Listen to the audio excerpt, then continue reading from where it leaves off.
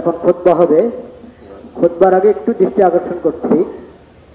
আমি নামাজের নিয়ম বলার সময় হয়তো বলেছিলাম যে সানার পরে ইমাম সাহেব আউযু বিল্লাহ বিসমিল্লাহ পড়বেন, তারপরে অতিরিক্ত তাকবীরগুলো বলবেন।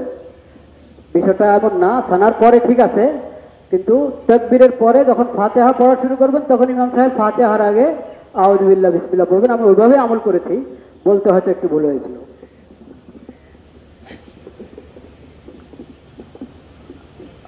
আল্লাহু আকবার, আল্লাহু আকবার, লা ইলাহা ইল্লাল্লাহ, আল্লাহু আকবার, আল্লাহু আকবার, ওয়ালিল্লাহিল হামদ।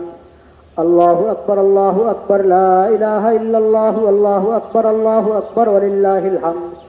আল্লাহু আকবার, আল্লাহু আকবার, লা ইলাহা ইল্লাল্লাহ, আল্লাহু আকবার, আল্লাহু আকবার, ওয়ালিল্লাহিল হামদ।